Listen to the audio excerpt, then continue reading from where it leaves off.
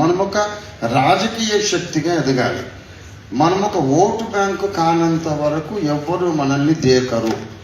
నేను చెబుతున్నా, మన గౌరవ మాజీ ముఖ్యమంత్రి కేసీఆర్ గారు ఫస్ట్ టైం ముఖ్యమంత్రి అయినప్పుడు కొంతమంది క్రైస్తవ నాయకులు వెళ్ళి వారిని కలిసినప్పుడు ఆయన ఏమన్నాడంటే, మీరు క్రైస్తవులు ఉండేది 2%, ఆ 2% కూడా మీరు మాకు మళ్ళా తప్పకుండా ఓటేస్తారా అని అంటే అది మాకు నమ్మకం లేదు.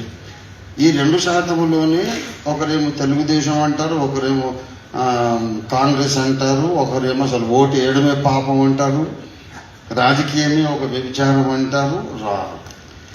మాకు మీరు ఖచ్చితంగా ఈ 100కి 2 ఓటేస్తారని నమ్మకం లేనప్పుడు మీకు మేలు చేసి 98 మందిని ఎందుకు శత్రువులను చేసుకోవాలి అని అడిగారు కేసీఆర్ గారు.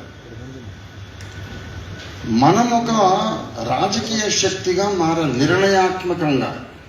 డినామినేషన్లు ఒక్కటయ్యేది కూడా అది అది జరగదు. ఎందుకంటే అన్య భాషలు మాట్లాడేటోళ్ళు ఏమంటారు, మీకు ఆత్మ లేదు, మీరు దేవుడు వారు కాదంటారు. వాళ్ళేమో మీకు దయాలు పెట్టిన ఏదో పిచ్చి మాటలు మాట్లాడుతున్నారు వాళ్ళు అంటారు. గనక వీళ్ళని కన్విన్స్ చేయడం అనేది దేవుడే దిగొస్తే తప్ప కుదరదు.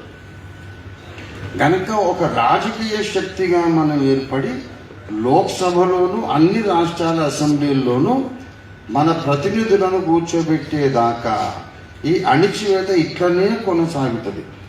రంగనాథ్ మిశ్రా కమిషన్ వేశారు, ఆయన మనకు ఫేవర్గా రిపోర్ట్ ఇచ్చారు.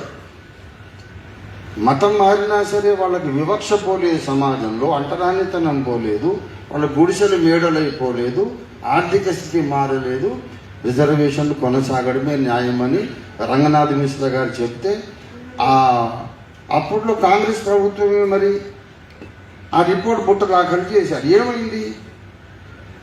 కాబట్టి ఇది అన్యాయం అని మనం కేకలేస్తే మనకు తెలుసు, అన్యాయం చేసే వాళ్ళకు కూడా తెలుసు. అవును భయ్, అన్యాయం చేయడానికే మేము ఉన్నాము, మాకు మీరంటే ఇష్టం లేదు, ఏస్ అంటే ఇష్టం లేదు. ఇప్పుడు ఏమంటావు మరి, నువ్వంటే నాకు ఇష్టం లేదు, ఏమన్నా చేస్తా అని బరి తెగించారు వాళ్ళు.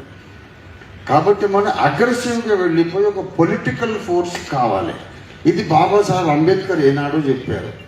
రాజకీయంగా క్రైస్తవులు యాక్టివ్గా ఉండడం లేదు. రాజకీయాలకు దూరంగా ఉండి క్రైస్తవులు మీరు మీకే హాని చేసుకుంటున్నారు, మీరు మీకే కీడు చేసుకుంటున్నారు. Christians are harming themselves by staying away from politics. మన రాజకీయాల్లోకి రావాలా.